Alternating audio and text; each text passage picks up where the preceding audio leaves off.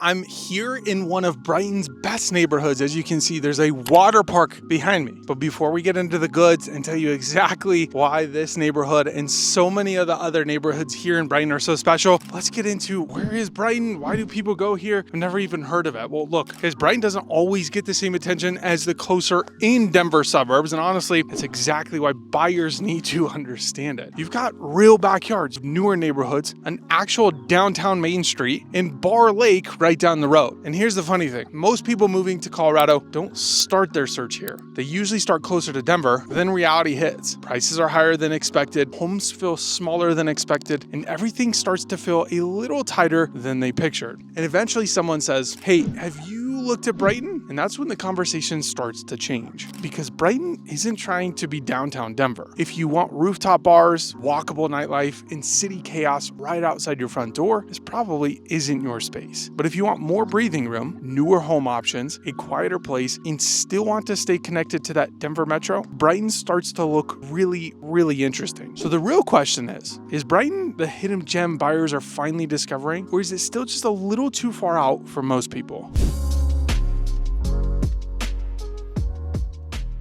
Here's the thing that surprises people first. Brighton still feels like a real small town. On paper, it looks like another suburb outside of Denver. But when you're actually here, the vibe is different. When you take a drive through downtown Main Street on a Saturday morning, you've got local shops, coffee shops where people run into each other they know and end up standing there talking for 20 minutes. That town center energy that a lot of Denver suburbs are still trying to build from scratch. And that feeling doesn't just live downtown Brighton. It spills right into the neighborhoods. You have kids on bikes, people walking dogs, and I would know because I live in one of these neighborhoods. And guys, I'm telling you, when I'm out riding bikes with my kids, it's like every 3 to 5 minutes, we've got another neighbor walking a dog or someone riding past on a bike. Brighton isn't trying to be Denver. That's exactly why people like it. Before we get into the neighborhoods, I want to make sure you understand how Brighton actually feels day to day, because the context is going to make everything else in this video make a lot more sense. And if that slower pace sounds like what you're looking for, guys, reach out, because we've helped people relocate to Brighton more times than I can count. We've sold a lot of homes in this area and we know it well. So text me, my number's on the screen, and let's figure out if Brighton is actually the right fit for you. Now, guys, let's get into the neighborhoods people are actually moving to, because here's where Brighton gets interesting. Not every part of town feels like the same city. You've got newer master plan communities, you've got established neighborhoods and older homes near Main Street, but then you've got acreage properties on the edge of town. The experience changes pretty quickly depending on where you land. I'm gonna take you through Brighton Crossing, which is where I'm at right now. I've lived here all my life and I see this pool and I'm here in person and I'm like, gosh, I want to live in this neighborhood. Like, how cool would it be to take the kids out to the pool? I've got 3 young ones, as we would live here in the summer, like almost literally. And if you come to Brighton and want to look at Brighton Crossings, ask me to see Brookfield Homes. Hands down, my favorite product out there. And having an expert like me, I know exactly which homes were built by Brookfield previously, and I'll take you through some of the new builds they're building here today. Now, in Brighton Crossing, guys, you're commonly looking in that $500,000 to $700,000 price range, depending on size, upgrades, and conditions. But that price can increase over $700,000 depending on where you're at. Now, let's get in the car. I'm going to drive you to Brighton East Farms. All right, guys, now let's talk about Brighton East Farms. And guys, there's literally a house right here. I don't know if you can see the sign. I'm going to have my videographer overlay some photos so you can see what you're getting here in Brighton East Farms. But guys,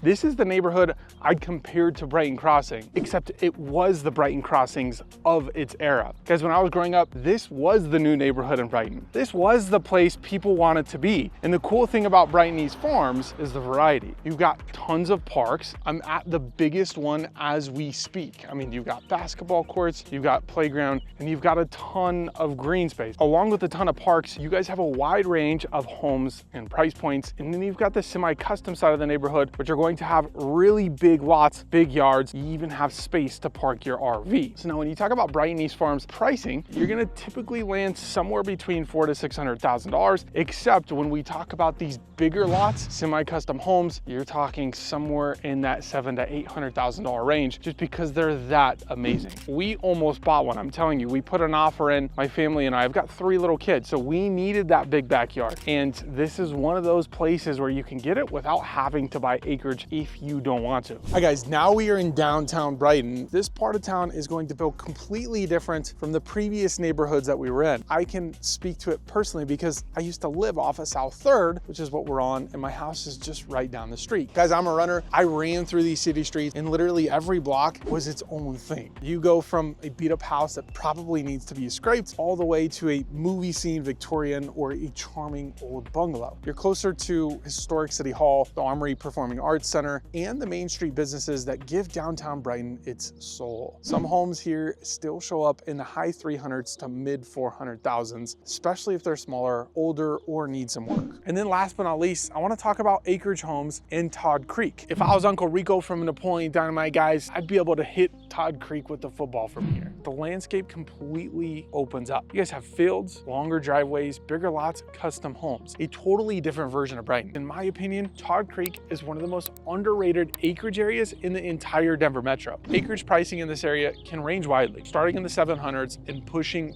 well over $1 million for larger custom properties with the right lot and views. Brighton ends up offering something a lot of suburbs don't. New master plan, established suburban, older downtown character, and true acreage, all within the same city. That range is a big reason Brighton attracts such a wide mix of buyers. As it's almost weekly that I mention Brighton and someone says, wait, isn't that far? Because the reality depends. For me, somebody who's lived here almost all my life and commutes to Denver and all across the metro every week, it's not really as bad as it looks. I mean, most people getting around from Brighton, we're using US 85 or I-76, the 2 main corridors connecting the rest of the metro. And depending on where you're headed, parts of Denver can be around a 30-minute drive. But guys, traffic and time of day matter. Now, if you're commuting into central Denver every single day at peak traffic, Brighton's gonna feel a lot more different than a closer in suburb. There's no way around it. You're going to be driving. But is it far? I mean, honestly, guys, it just depends on where you are Monday through Friday. A lot of people living in Brighton are headed toward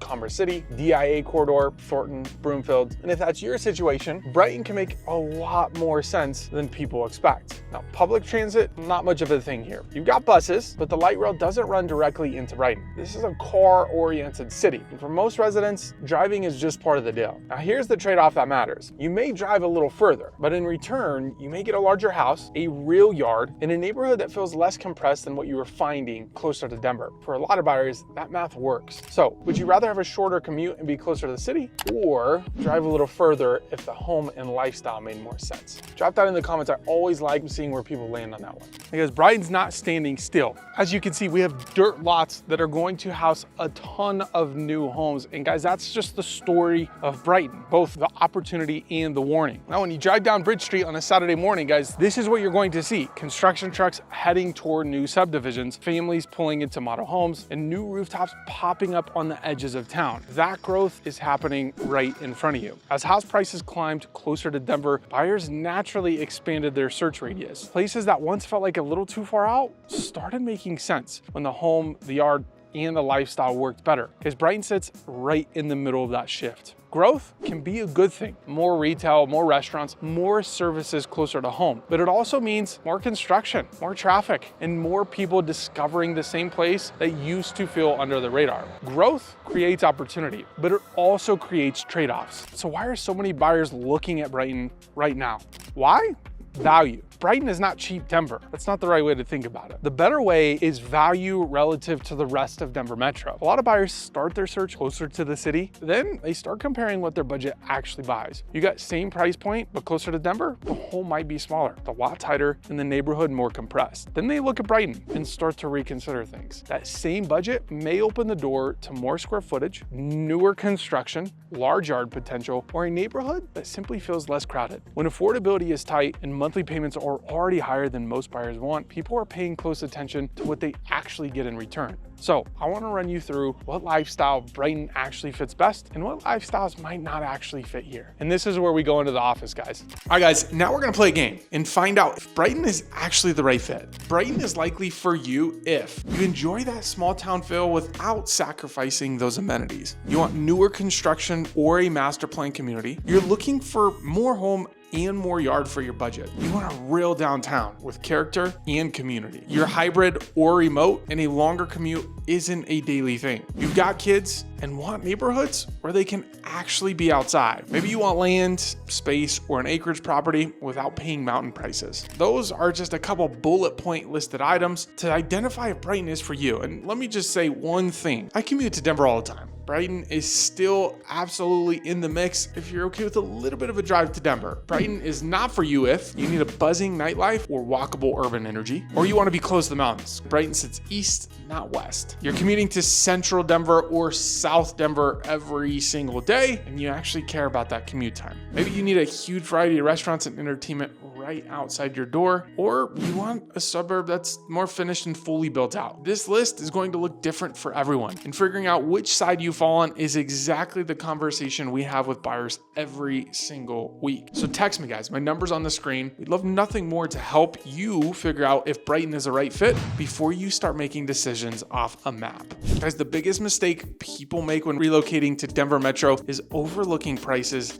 in places like Brighton. You see it sitting northeast of Denver, and it's easy to assume it might be too far out. But once people actually drive the neighborhoods, see the space, understand the commute, and compare what their budget really buys out here, the conversation changes. That's what most people miss. Making a relocation decision from Google Maps and Zillow alone leads people toward the wrong neighborhood, or causes them to completely overlook a place that actually fits their life better. And if you want to keep going deeper on Brighton, check out my Brighton playlist link below, because I've got a full video just on Brighton Crossing and more on the way. That's the place to start if Brighton is on your list. And guys, for those of you who are looking elsewhere, we've got videos covering all Denver Metro, from Arvada to Castle Rock to Erie to Brighton. So you guys can live on this channel. Be sure to subscribe, like the video so we can get this out to more people. And guys, thanks for hanging out with me today. Cheers, and we'll see you on the next one.